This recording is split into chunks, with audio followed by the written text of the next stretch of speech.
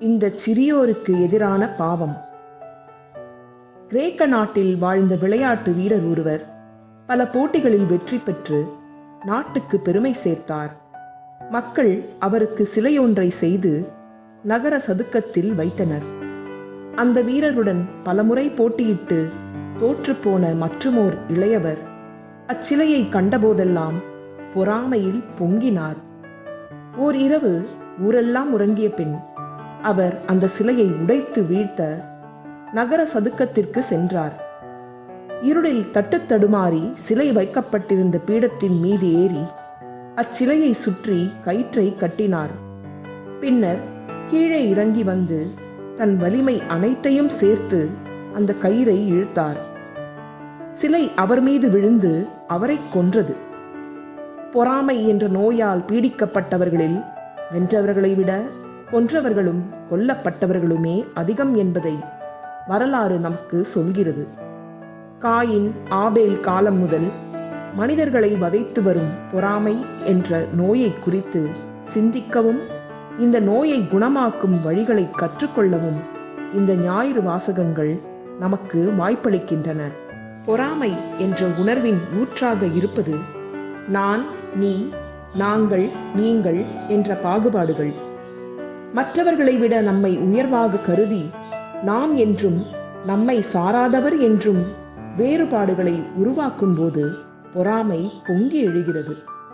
மோசேயுடன் சேராத இருவர் இறைவாக்குரைத்தனர் என்பதை கேள்விப்படும் யோசுவா அவர்களை தடுத்து நிறுத்தும்படி மோசேயிடம் விண்ணப்பிக்கிறார் என்று இன்றைய முதல் வாசகம் கூறுகிறது. இதையொத்த மற்றொரு நிகழ்வை நாம் நற்செய்தியிலும் காண்கிறோம். மார்க்கு எழுதிய நற்செய்தி 9ஆம் அதிகாரம் இறைவசனம் 38. அப்பொழுது யோவான் இயேசுவிடம், போதகரே, ஒருவர் உமது பெயரால் பேய்கள் ஓட்டுவதைக் கண்டு நாங்கள் அவரை தடுக்க பார்த்தோம், ஏனெனில் அவர் நம்மை சாராதவர் என்றார். இவ்விரு நிகழ்வுகளிலும் பொறாமையால் தூண்டப்பட்டு தவறான முடிவுகள் எடுத்தவர்கள் இறை ஊழியர்கள் என்ற உண்மை நமக்கு அதிர்ச்சி அளிக்கிறது. இறைவாக்குரைத்தல், இறைவன் பெயரால் பேய்களை ஓட்டுதல் ஆகிய புனிதமான பணிகளிலும் பொறாமை நுழையக்கூடும் என்ற உண்மை வேதனை தருகிறது. பாடங்களும் சொல்லித் தருகிறது. நாம் வாழும் இன்றைய உலகில் கடவுள் பெயரால், மதங்களின் பெயரால் பொறாமை தீ கட்டுக்கடங்காமல் பற்றி எறிவதை ஒவ்வொரு நாளும் நாம் உணர்ந்து வருகிறோம். நமது பொறாமை உணர்வுகள் பொருளற்றவை என்பதை மோசேயும் இயேசுவும் கூறும் பதிலுரைகள் நமக்கு உணர்த்துகின்றன.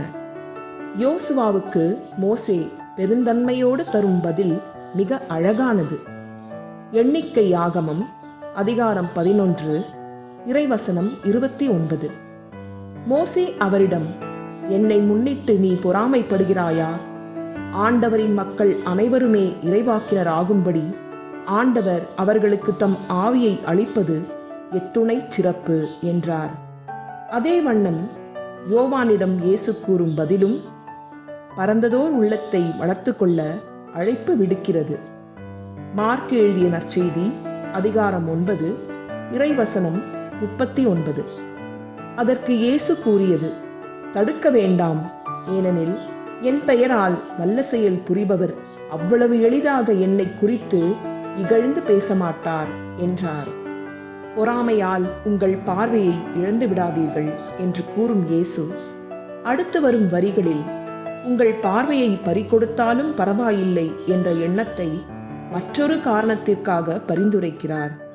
இப்பகுதியில் இயேசு கூறும் சில அறிவுரைகள் கேட்பதற்கு கடினமாக உள்ளன.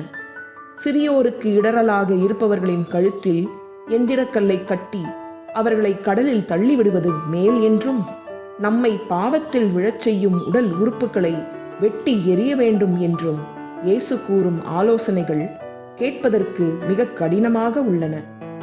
நாம் உட்கொள்ளும் பல மருந்துகள் கசப்பானவை எனினும் உடல் நலனை மனதில் கொண்டு அவற்றை உட்கொள்கிறோம் அல்லவா?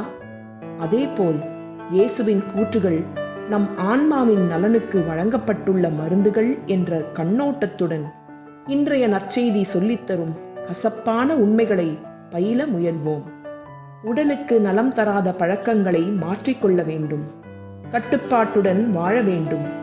தேவையற்ற ஆபத்துக்களை தேடி செல்வது மதியீனம் என்ற அறிவுரைகள் எல்லாருக்குமே நல்லதுதானே. இத்தகைய அறிவுரைகளைத்தான் இயேசு இன்றைய நற்செய்தியில் கொஞ்சம் ஆழமாக அழுத்தமாக சொல்லியிருக்கிறார். அவர் இவற்றை கோபமாக சொல்கிறாரா, சாந்தமாக சொல்கிறாரா என்ற ஆய்வுகளை ஒதுக்கி வைத்துவிட்டு அவர் சொல்வதில் உள்ள உண்மையை உணரவும் அதன்படி வாழவும் முயல்வோம். இவ்வுலகில் நீ காண விழையும் மாற்றம் உன்னில் ஆரம்பம் ஆகட்டும். You must be the change you want to see in the world என்று சொன்னவர் மகாத்மா காந்தி. நான் செல்லும் கடல் பயணத்தில் வீசும் காற்றை என்னால் திசை திருப்ப இயலாது. ஆனால் அந்த காற்றுக்கு ஏற்றவாறு என் பாய்மரத்தை திருப்பி நான் செல்ல வேண்டிய கரையை அடைய முடியும் என்று சொன்னவர் ஜிம்மி டீன் என்ற புகழ்பெற்ற பாடகர். I can't change the direction of the wind, but I can adjust my sails to always reach my destination. Jimmy Dean. அரண்மனையை விட்டு ஒருபோதும் வெளியே வராத ஓர் அரசர் ஒரு நாள் மாறுவேடத்தில் நகர வீதிகளில் நடந்து சென்றார். ஆனால் வெகு சீக்கிரமே அரண்மனைக்கு திரும்பிவிட்டார். அவரிடம் மந்திரி காரணம் கேட்டபோது தான் நடந்து சென்ற பாதையில் கல்லும் முள்ளும் இருந்ததால் அவை தன் காலை காயப்படுத்தி விட்டன என்று அரசர் சொன்னார். அத்துடன் அவர் நிறுத்திக் கொள்ளவில்லை. இனி வீதிகளில் நடக்கும் யாருக்கும் முள் குத்தக்கூடாது என்பதற்காக ஊர் முழுவதும் அனைத்து வீதிகளிலும் மாட்டுத்தோலை பரப்ப வேண்டும் என்று ஆணை பிறப்பிக்க நினைத்தார் அரசர். இதை கேள்விப்பட்ட மந்திரி அரசரிடம், அரசே, ஊரெங்கும் மாட்டுத்தோலை பரப்புவதற்கு பதில் உங்கள் கால்களை மட்டும் மாட்டுத்தோலால் மூடிக்கொண்டு நடந்தால் பிரச்சனை தீர்ந்துவிடுமே என்று ஆலோசனை கூறினார். ஊரையும் உலகத்தையும் மாற்றுவதற்கு ஓர் ஆரம்பமாக நம்மை மாற்றிக்கொள்வது நல்லது. அந்த மாற்றம் இன்றே ஆரம்பமானால் மிகவும் நல்லது.